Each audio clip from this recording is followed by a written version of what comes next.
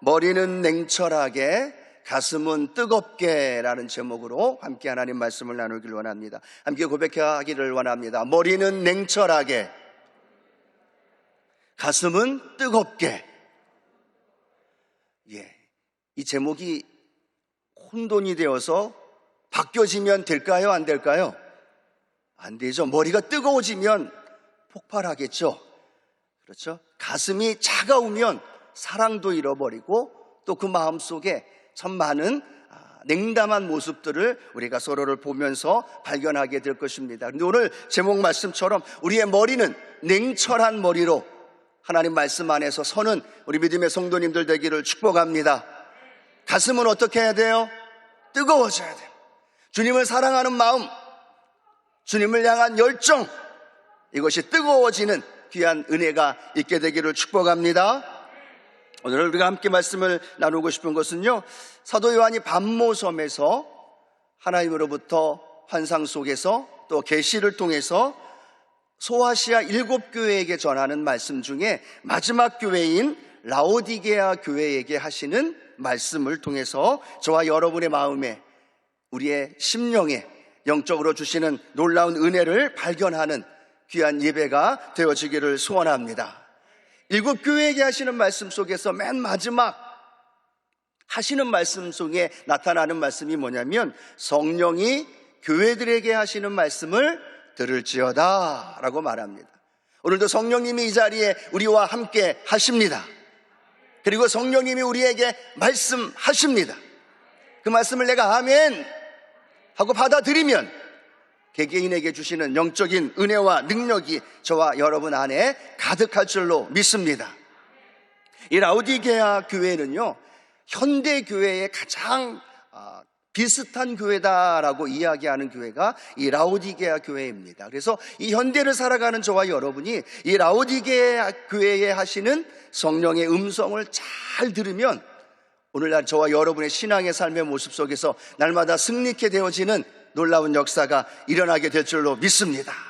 자, 그러면 이 라오디게아 교회는, 이 도시는 어떤 도시였는가를 한번 생각해 보기를 원하는데요, 이 라오디게아 도시는 교통과 무역의 요충지였습니다. 그리고 이 라오디게아 도시에는요, 최상품 양모가 이렇게 생산되어지기 때문에 의류업적으로 굉장히 유명한 그런 모습들을 발견하게 됩니다. 또 이 라오디게아 도시에는 큰 은행이 있었습니다. 그러면 무엇과 연결되어질까요? 돈과 연결되어집니다. 금융과 연결되어집니다. 그래서 많은 사람들이 부를 누리며 살았던 사람들이 라오디게아 도시에 살고 있던 사람들이다라고 생각하면 좋을 것 같습니다. 또 하나, 이 라오디게아 교회 이 지역에는요, 이 안약이 유명합니다. 그래서 많은 사람들이 석회질로 인하여서 눈의 질병을 많이 갖고 있었는데, 이 지역에 안과 병원이 있었고 또 안약이 유명함으로 말미암아 그걸로 수많은 수입을 얻을 수 있었던 도시가 라오디게아 도시입니다. 그래서 많은 사람들이 이 라오디게아 그 도시에 살고 있는 사람들은 엄청난 부를 누리며 살아가고 있었습니다. 뿐만 아니라 이 부를 누림으로 말미암아 나타나는 현상은 뭐냐면, 물질 만능주의적인 삶을 살았던 사람들, 그 도시에 라오디게아 교회가 서 있었던 것을 발견하게 됩니다. 아마도 사도 바울이 에베소에서 복음을 전할 때 이 라오디게아 지역에 있었던 에바브라가 복음을 들고 들어가서 그곳에서 그 라오디게아 교회를 세우지 않았을까라는 이야기들을 하게 됩니다. 자, 이 라오디게아 교회의 예수님의 모습을 우리 성경을 통해서 알게 되어지는데요, 요한계시록 3장 14절 말씀에 이렇게 기록하고 있습니다. 우리 같이 한번 읽어보도록 합니다. 라오디게아 교회의 사자에게 편지하라. 아멘이시요, 충성되고 참된 증인이시요, 하나님의 창조의 근본이시니가 이르시되 라고 말씀을 합니다. 라오디게아 교회에 예수님이 어떤 분으로 나타나고 있느냐, 한번 따라 할까요?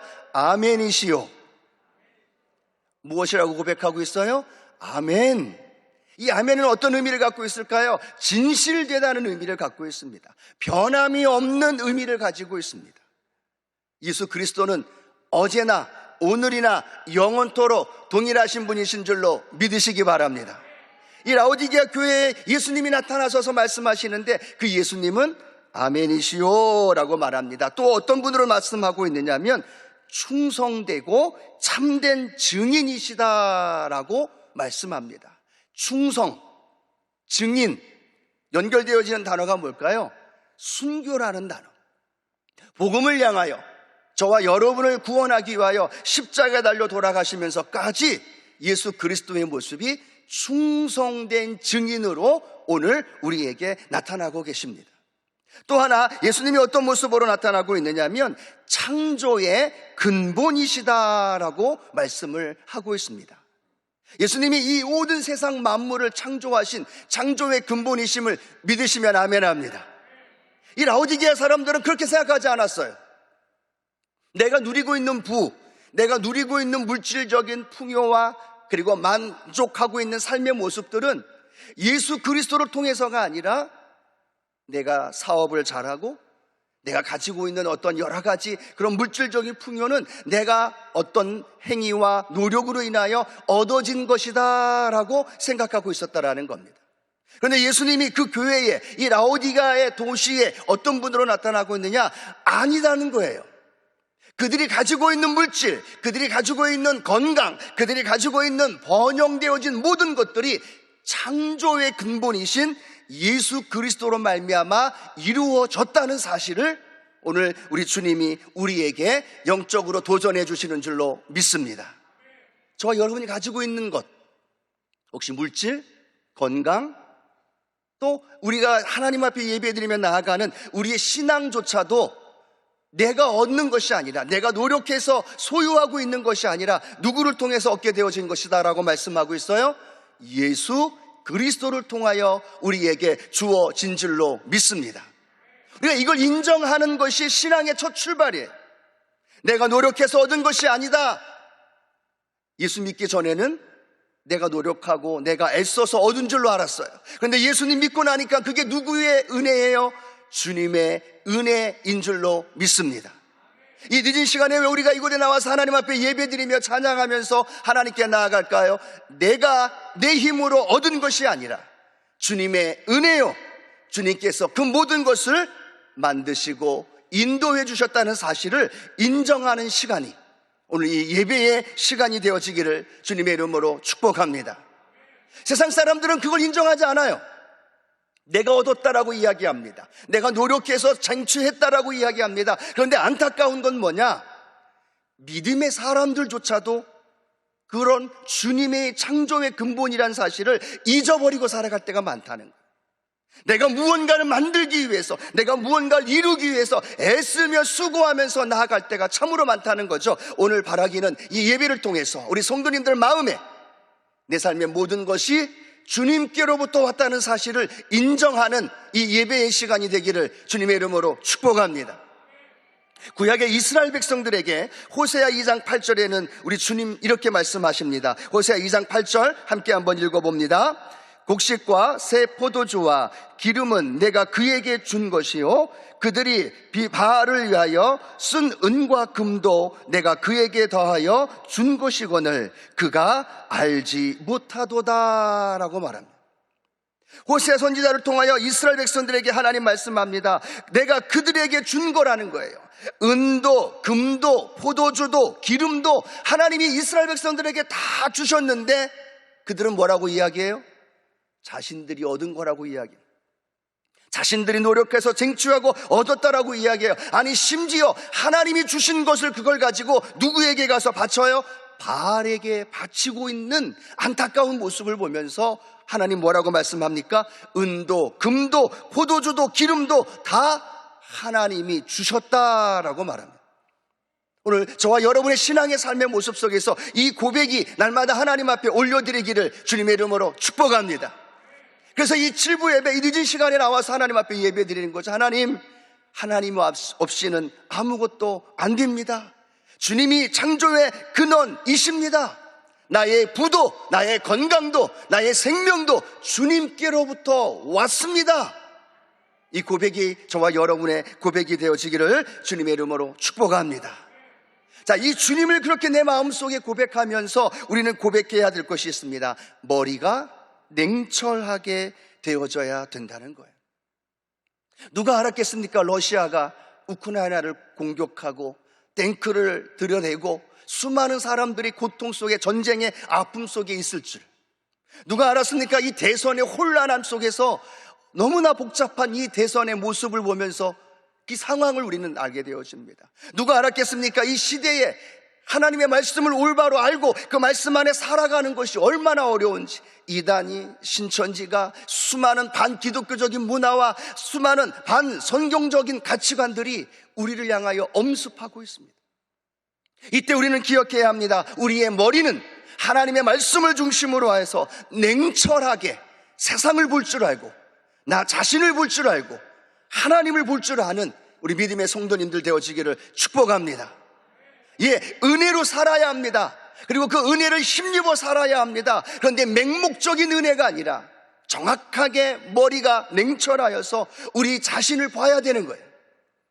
세상을 돌아가는 상황을 봐야 되는 거예요. 그리고 그 가운데 하나님이 무엇을 원하는지를 우리가 정확히 알게 되어진다면 우리는 하나님 앞에서 머리는 냉철함으로 말미암아 믿음으로 승리하는 역사가 일어나게 될 줄로 믿습니다. 그런데 라오디게아 성도들은 그런 삶을 살지 못했습니다. 성경에 뭐라고 말씀하느냐? 요한계시록 3장 15절 16절 이렇게 말씀하고 있습니다. 함께 한번 읽어봅니다. 내가 내 행위를 아노니 내가 차지도 아니하고 뜨겁지도 아니하도다. 내가 차든지 뜨겁든지 하기를 원하노라. 내가 이같이 미지근하여 뜨겁지도 아니하고 차지도 아니하니 내 입에서 너를 토하여 버리리라. 그 라오디게아 성도들은요, 미지근한 신앙을 가지고 있었습니다. 차지도 않고 뜨겁지도 않은 미지근한 신앙. 우리는 이것이 이 라오디게아 지역의 배경을 우리가 잘 알아야만 합니다. 부요한 도시였지만, 부족한 것이 없는 도시였지만 딱 하나 라오디게아에서 부족한 것이 하나 있었습니다. 그건 뭐냐면 생활 용수가 없었습니다. 마실 물이 없었어요. 그래서 이 라오디게아 사람들은 그 마실 물을 얻기 위해서 어떻게 했느냐 하면 북쪽에 있는 히에라볼리 10km가 넘는 곳에서 펄펄 끓는 온천수 중에 뜨거운 물을 토간으로 인해서 라오디게아 도시까지 끌어오는 일들을 했습니다. 또 동쪽으로는 이 골로세라는 지역에서 아주 차가운 우물, 그 냉수가 있었는데 그걸 토간으로 인해서 이 라오디게아 지역까지 끌어오는 일들을 했다는 거예요. 근데 문제는 뭘까요? 뜨거운 물이 이 라오디게아 도시까지 오다 보면 어떤 물로 변화되어져요? 미지근한 물로 바뀌어진다는 거예요. 차가운 물이었던 이 골로새에 있었던 물이 라오디게아에 오면 차가운 것이 미지근해집니다. 그런데 거기에 석회, 질이 함께 섞이면서 많은 사람들이 이 물을 마실 수가 없어요. 마시고 싶어서 물을 마셨다가는 토할 수밖에 없는, 구토 현상을 나타날 수밖에 없는 상황이었던 거죠. 그래서 오늘 주님은 그들에게 이렇게 얘기합니다. 너희들의 신앙이 차지도 아니하고 뜨겁지도 아니하고 미지근하다라고 말합니다. 이 라오디게아 사람들은 이 미지근하다는 것이 무엇을 의미하는지 너무나 잘 알고 있었다라는 거죠. 구토할 수밖에 없는 상황 속에 나와 있는 이 모습. 또 그 당시에는요, 아주 뜨거운 물이나 찬물은 마실 수 있었는데 미지근한 물은 마실 수가 없었어요. 또 어떤 제단에서 제사를 드릴 때에도 찬물이나 뜨거운 물은 드릴 수 있었는데 미지근한 물은 절대로 사용하지 않았던 모습을 발견하게 되어집니다. 오늘 그러면서 예수님이 이 라오디게아 사람들에게 이야기를 합니다. 너희가 부요한 가운데 살아가고 있지만 너희들의 신앙은, 너희들의 주님을 향한 믿음은 차지도 아니하고 뜨겁지도 아니한 미지근한 신앙의 모습을 가지고 있다라고 말합니다. 그리고 그들을 향하여 뭐라고 얘기합니까? 내가 토하여 내리라. 너희들이 미지근한 물 마시면서 구토 현상을 나타냈던 것처럼 하나님이, 아니 오늘 주님이 그 라오디게아 도시 교회의 성도들을 바라볼 때 토하여 내칠 수밖에 없는 미지근한 모습. 미국의 훌러 신학교의 맥가브란 박사님이 그런 말씀을 하셨습니다. 교회에는 아주 뜨거운 신자가 10% 정도가 있다고 합니다. 그리고 미지근하게 신앙생활하고 있는 성도님들이 80%가 있대요. 그리고 아주 차갑게 냉소적으로 신앙생활하고 있는 분들이 10%가 있대요. 그래서 목회는 무엇이냐? 이 80%가 되어 있는 미지근하게 그냥 잠자고 있는 것처럼 그렇게 살아가고 있는 성도들을 깨워서 그들을 다시 뜨거운 믿음으로 성도로 변화시키는 것이 목회다라고 이야기를 하더라는 거죠. 한번 생각해 보시겠습니까? 저와 여러분의 믿음이 미지근한 신앙으로 살아가고 있는지, 아니면 뜨거운 신앙으로 주님을 향하여 나아가고 있는지, 오늘 이 예배를 통하여 우리 자신들을 올바로 볼 줄 아는 저와 여러분이 되어지기를 주님의 이름으로 축복합니다. 예배를 드릴 때요, 딱 보면 압니다. 저분이 미지근한 신앙인지 뜨거운 신앙인지. 어떻게 할까요? 하나님 앞에 예배 드리면서 눈이 초롱초롱 빛나고 하나님이 주시는 말씀, 하나님이 주시는 찬양을 통해서 큰 은혜가 임할 것을 믿을 때마다 아멘! 한번 고백할까요? 아멘! 예, 오늘 예배 드리는 여러분 미지근한 마음으로 와서 예배를 드리면 그 미지근한 믿음에 하나님이 은혜를 주시겠습니까? 아니죠. 오늘 반드시 응답받고 가야 되겠다. 오늘 반드시 하나님 만나고 돌아가야 되겠다.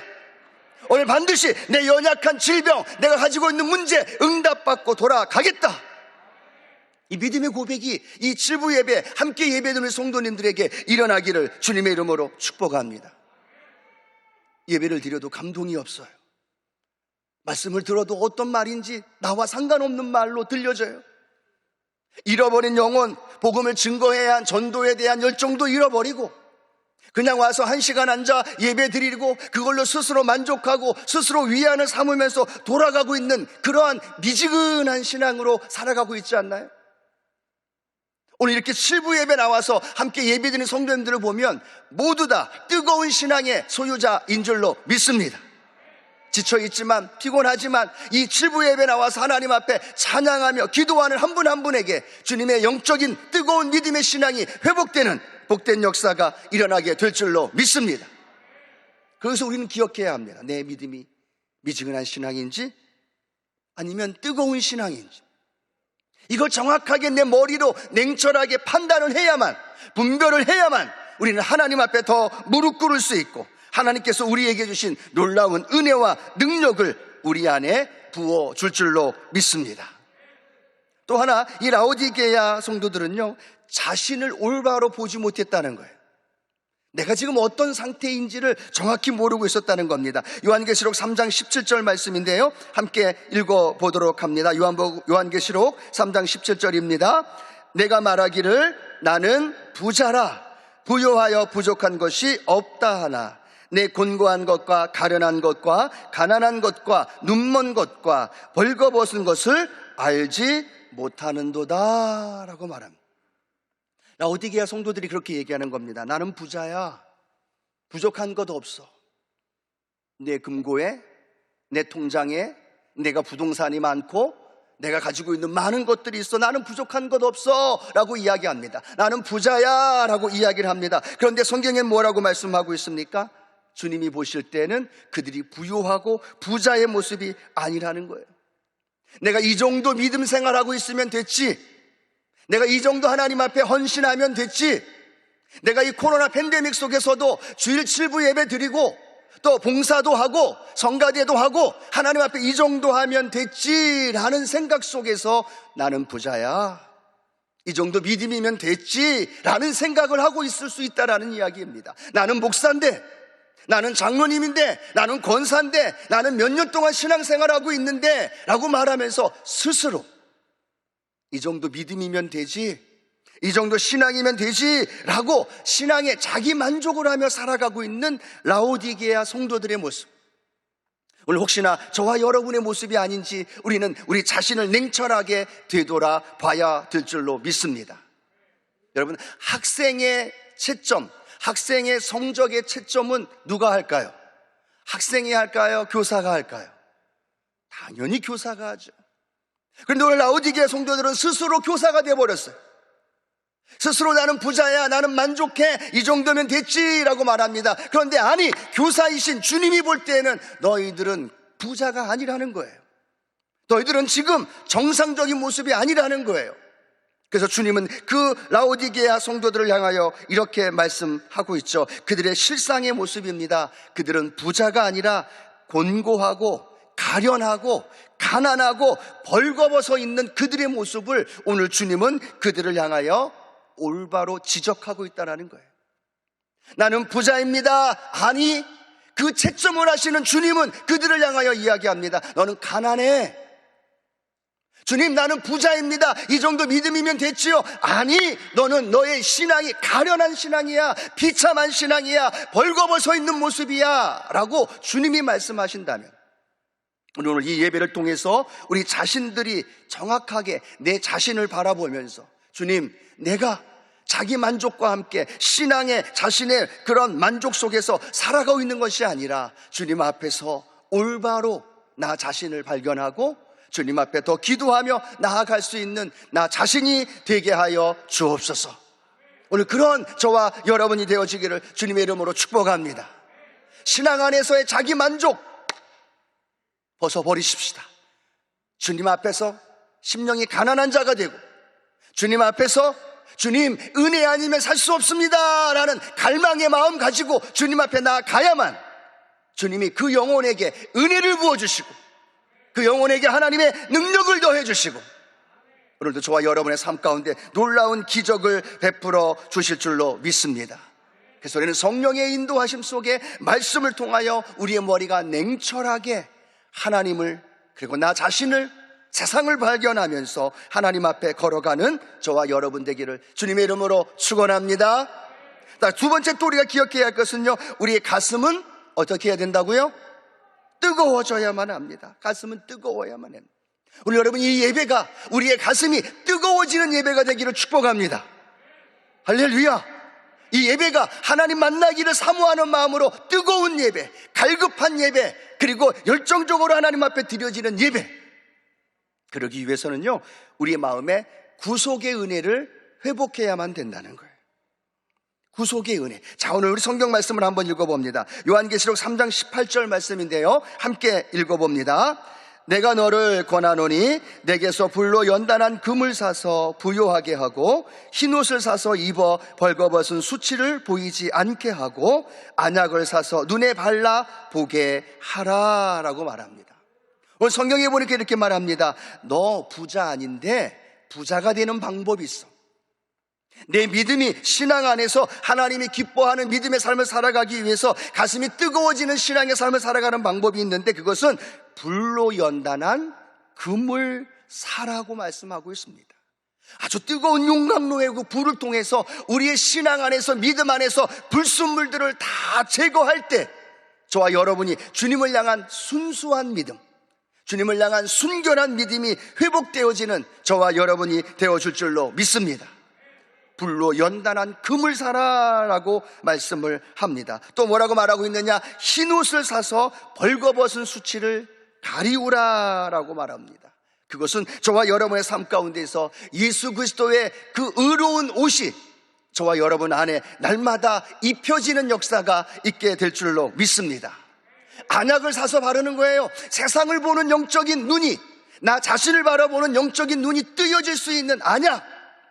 근데 여러분, 중요한 것이 뭔지 아십니까? 여기에서 사라. 뭘 사라고 말씀하고 있어요? 금을 사라고 말합니다. 뭘 사라고 말씀하고 있어요? 흰옷을 사라고 말하고 있습니다. 또 무엇을 사라고 말씀하고 있어요? 안약을 사라고 말씀합니다. 그런데 여기에서 계속 반복되는 단어가 뭘까요? 사라는 단어입니다.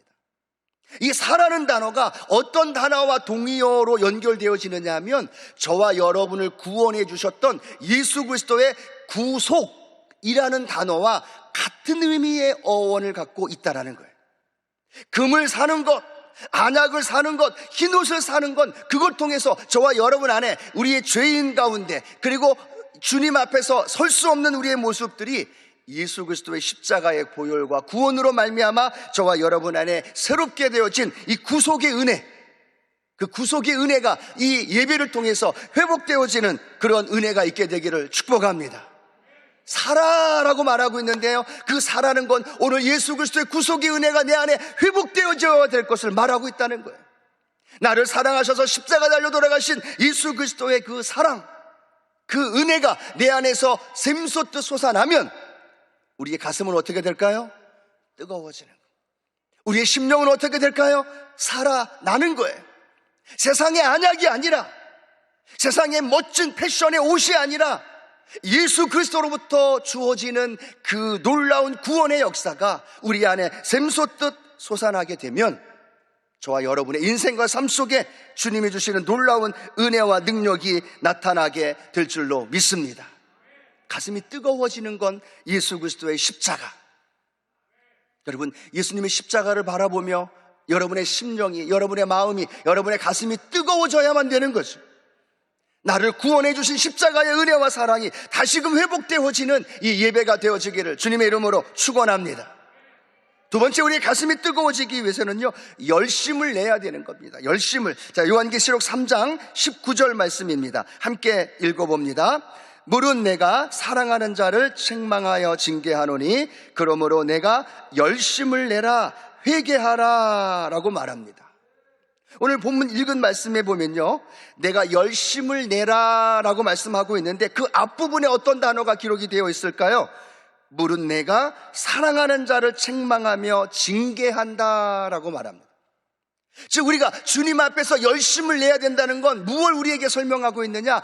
주님이 저와 여러분을 사랑하실 때의 그 열심, 주님이 저와 여러분이 죄 가운데서 멸망받을 수밖에 없었는데 그 멸망의 자리에서 우리를 구원해 주신, 십자가에 죽기까지 우리를 사랑해 주신 그 주님의 열심, 그 열심이 오늘 이 예배를 통해서 우리 안에 느껴질 때 그 열심이 주님의 열심으로 끝나는 것이 아니라 저와 여러분의 인생에도 열심으로 연결되어질 줄로 믿습니다.